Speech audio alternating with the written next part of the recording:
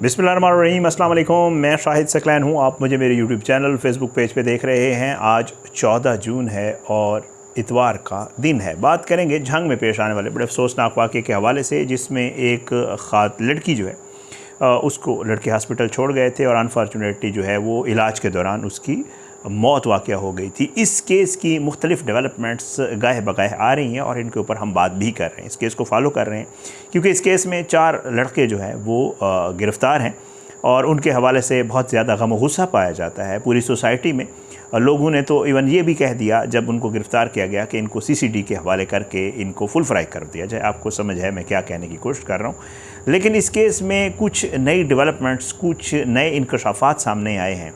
एक तो इसकी एक स्पेशल जो है वो इन्वेस्टिगेशन टीम बना दी गई है, उसके हवाले से आपको डिटेल बताऊँगा। लेकिन साथ साथ एक साबिक पुलिस अफसर हैं, उन्होंने बहुत सारे जो है अपने ज़राए से, ज़ाहिर है उनके अपने ज़राए हैं, वो पुलिस डिपार्टमेंट में रहे हैं, वो कहते हैं कि जो टीम इन्वेस्टिगेशन कर रही है, तहकीकात कर रही है, उस इन्वेस्टिगेशन टीम में से कुछ लोगों ने मुझे चीज़ें बताई हैं। उन्होंने जो चीज़ें सामने रखी हैं वो मैं आपके साथ शेयर करूँगा ताकि आपको अंदाज़ा हो कि ये मामला क्या है, अब इसकी हकीकत क्या है। आगे पुलिस मज़ीद और JIT भी इन्वेस्टिगेशन करेगी, मज़ीद चीज़ें क्लियर करेगी और उसके बाद जो चीज़ें सामने आएंगी, JIT की रिपोर्ट हमारे पास आई, हम आपके साथ शेयर करेंगे। जो भी मामला होगा वो आपके साथ ज़रूर शेयर करेंगे।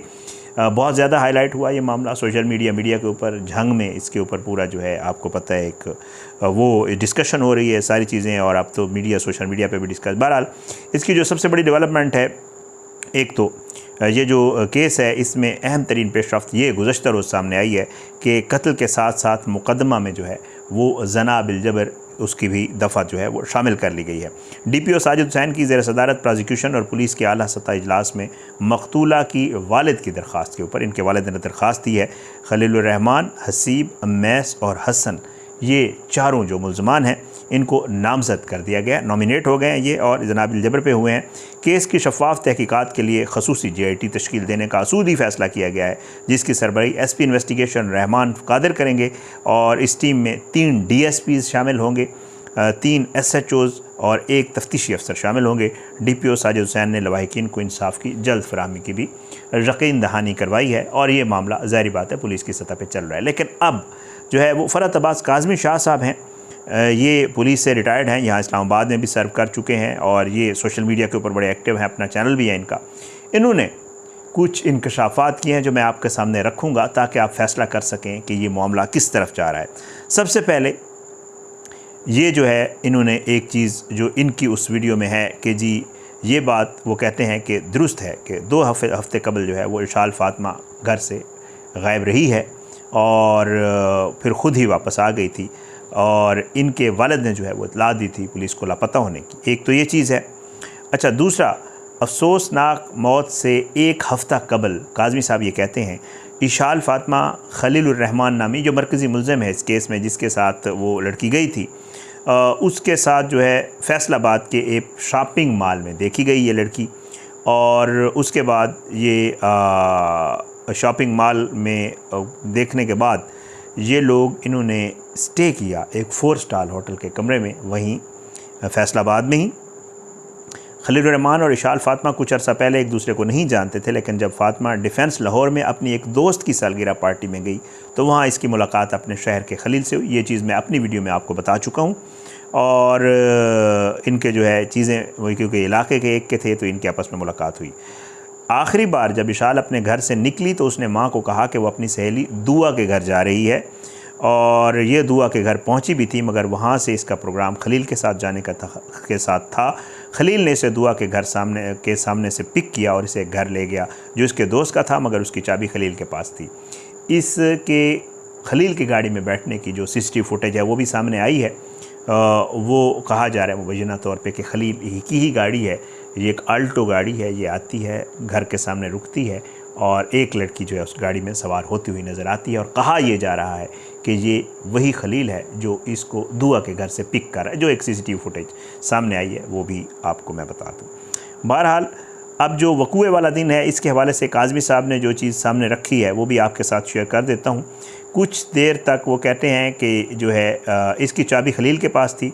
कुछ देर तक ये सारे इकट्ठे हुए उस घर में जो खाली घर था, जिसका एक ज़िक्र मैं आपको कर चुका हूँ पहले अपनी एक वीडियो में, काज़मी साहब ये कहते हैं कि कुछ देर तक खलील के साथ हसीब, हसन, हमैस और नामी दोस्तों ने भी क़याम किया। वहाँ पे ये तीनों खलील के साथ रहे और ये लड़की भी मौजूद थी।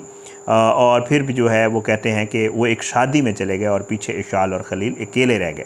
बाकी दोस्त रात 1 बजे वापस आए तो देखा कि इशाल और खलील अपने कमरे में जो है वो ऊंची आवाज़ में म्यूज़िक सुन रहे हैं और हल्ला गुल्ला कर रहे हैं। इसी घर में सुबह इशाल की तबीयत ख़राब हो गई। वो कभी बेहोश कभी नीम बेहोश हो जाती। इस मौके पर शुगर की मरीज़ा को दवा और मालिश की ज़रूरत थी, मगर उसके दोस्तों के हाथ पांव फूल गए। इनमें से ज़्यादातर की राय थी कि इशाल की माँ को फ़ोन करके उसकी तबीयत का बताया जाए और फिर उसे उसके घर ड्रॉप कर दिया जाए, लेकिन इशाल ने उन्हें मना कर दिया। फिर घबराहट में दोस्तों ने किसी जानने वाले डॉक्टर से राय मांगी, लेकिन उसने खुद आने से इनकार कर दिया। तो उन्होंने खुद इशाल को एक ड्रिप भी लगवाई, खुद लगाई या किसी से लगवाई। ये ड्रिप लगने के बाद इशाल की तबीयत ख़राब हुई।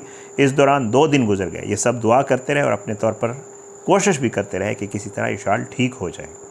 फिर इशाल की बेहोशी के वक्फे ज़्यादा होने लगे तो इन्होंने फ़ैसला किया कि इसे अपने घर पहुंचाया जाए, मगर रास्ते में इशाल को इसका बात का पता चला तो वो चीखने लगी और कहा कि मेरे घर वाले क्या सोचेंगे, मुझे मेरे घर ना ले जाओ। फिर ये लोग उसे एक प्राइवेट अस्पताल ले गए, जहां कैमले ने लड़की की हालत गैर देखकर पुलिस को इतला की और पुलिस ने इशाल फातिमा को सरकारी अस्पताल मुंतकिल किया। काज़मी साहब ये कहते हैं कि एक आला पुलिस अफसर ने इतला मिलने पर अस्पताल इंतजामिया को हिदायत की कि लड़की का बेहतरीन इलाज किया जाए, जो कि वैसे ही होना चाहिए था।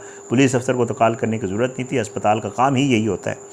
बहरहाल जी वो कहते हैं कि जी डॉक्टरों ने भरपूर कोशिश की, लेकिन शुगर लो या हाई होने और ब्लड प्रेशर गिर जाने से इशाल फातिमा इंतकाल कर गई। इब्तदाई पोस्टमार्टम रिपोर्ट में लड़की से इज्तिमाई ज़्यादती या तशद्दुद के अलामात नहीं हैं, जो मैं आपको बता चुका हूँ अपनी वीडियो में भी।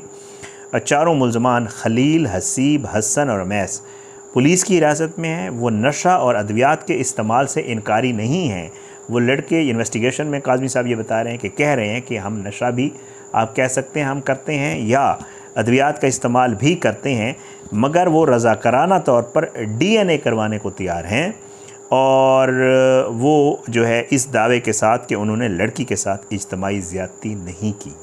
वो कहते हैं जी आप हमारा DNA करवा लें, हमने ऐसा कोई काम नहीं किया, लड़की ने जो कुछ किया अपनी मर्ज़ी से किया। ये एक अलग चीज़ है जो काज़मी साहब ने बताई। अब तक की इस तहकीकात के बाद पुलिस को DNA और तफसीली मेडिकल रिपोर्ट का भी इंतज़ार है, जिसके बाद फ़ैसला किया जाएगा कि मुल्ज़मान का इस सारे मामले में कितना कसूर है। अगर मुल्ज़मान गुनाहगार या कत्ल में मुलविस निकले तो अंजाम से कोई नहीं बचा सकता, लेकिन अगर वो बेकसूर हैं तो पुलिस ने बेगुनाहों को कुर्बानी का बकरा बनाने से जो है वो पुलिस माजरत खा है। ये क्योंकि ख़ुद पुलिस डिपार्टमेंट में रहे हैं, पुलिस की चीज़ों को जानते हैं। इन्होंने एक चीज़ की और इन्होंने अपने ज़राए से ये चीज़ें बताई हैं कि इनके ज़राए ने इनको बताया है कि ये मामला इस तरफ जा रहा है। ये बहुत ही कम्प्लिकेटेड केस है, एक जान चली गई, बहुत अफसोसनाक अमर है और उसके साथ जो कुछ जिसने भी किया है उसको ज़रूर सज़ा मिलनी चाहिए। हमारा तो यही मौक़िफ़ है ज़ाहिर है, लेकिन इसमें भी कोई शक नहीं कि 2 तरह का वर्जन होता है हर चीज़ का। और हमारी कोशिश ये होती है, सीधी सी बात है कि मैंने जितने भी केसेस कवर किए हैं, मेरी कोशिश ये होती है, हम सहाफ़ी होने के नाते हमारा ये हक़ भी बनता है। ठीक है, हर केस के साथ बहुत सारे इमोशंस जुड़े होते हैं, बहुत सारी चीज़ें जुड़ी होती हैं। लोग ये कह रहे होते हैं, हमारी वीडियोज़ के नीचे कमेंट्स में लिख रहे होते हैं कि जी मुल्ज़मान को जल्द से जल्द सज़ा मिले, और हमारी भी यही ख्वाहिश होती है मुल्ज़मान को जल्द से जल्द सज़ा मिले, मिलनी भी चाहिए। नहीं मिलती तो इसलिए इस तरह के केसेस सामने आते हैं। और जो है लेकिन एक तरफ होता है जो मुल्ज़िम होता है, उसका अपना एक बयान होता है, और एक तरफ वो होते हैं जो मुद्दई होते हैं, उनके बयानात होते हैं। बहरहाल जो अदालतें होती हैं वो तमाम शवाहिद, कवानीन और बाकी चीज़ों को देखकर फ़ैसले करती होती हैं। फ़ैसला अदालत ने ही करना है। ये वो चीज़ें हैं जो इन्वेस्टिगेशन में सामने आ रही हैं, क्योंकि हम इस केस को कवर कर रहे हैं तो वो चीज़ें भी आप तक पहुंचाना ज़रूरी है। बाकी JIT बन गए, बहुत हैवी जो है वो स्पेशल इन्वेस्टिगेशन टीम बनाई गई है। ये अब क्या तहकीकात करती है, कौन सी चीज़ें निकालती है, इसकी रिपोर्ट भी सामने आ ही जाएगी और पता चल जाएगा कि ये मामला किस तरफ गया या क्या हुआ चीज़ें। बहरहाल इस केस को मैं कवर कर रहा हूँ, कोशिश कर रहा हूँ इंशाल्लाह इस पे ऊपर जो भी डेवलपमेंट्स आएंगे आपके साथ शेयर करेंगे। सहाफ़ी होने के नाते आप तक इन्फॉर्मेशन पहुँचाना जो है मकसूद है, दोनों तरफ की राय और आप इन्फॉर्मेशन ही इस वीडियो का मकसद होता है। बाकी आप भी अपनी राय रखते हैं, आप मुझसे इख्तिलाफ या इत्तफ़ाक़ ज़रूर कर सकते हैं। इजाज़त दें, इंशाअल्लाह अगली वीडियो में मुलाकात ज़रूर होगी, लेकिन बशर्ते ज़िंदगी अपने दुआओं में याद रखिएगा। अल्लाह हम सबको अपने ज़ुबान में रखे, दुआ किया करें। मैं तो अक्सर दुआ करता हूँ हम सब के लिए, अपनी वीडियोज़ में भी करता हूँ और वैसे भी, कि अल्लाह जो हमारी औलाद है, अल्लाह जो हमारे बच्चे हैं, उनको अपनी ज़ुबान में रखे और ऐसे बुरी दोस्ती से, ऐसे बुरे आदात से, ऐसी बुरी चीज़ों से जो आजकल आम हैं, स्कूल्स में, पहुंचाई जाती हैं। मैं इस्लामाबाद में केस सामने है, मैं आपके साथ किसी वक्त शेयर करूँगा, आप हैरान और परेशान रह जाएंगे। तो बहरहाल अल्लाह हमारी सबको जो है बच्चों को अपने ज़ुबान में रखे, सबके लिए दुआ किया करें। मकसद वीडियोस का अवेयरनेस भी होता है, ज़ाहिर बात है। इंशाल्लाह अगली वीडियो में मुलाकात ज़रूर होगी, अपनी दुआ में याद रखिएगा। पाकिस्तान जिंदाबाद। अल्लाह हाफ़िज़।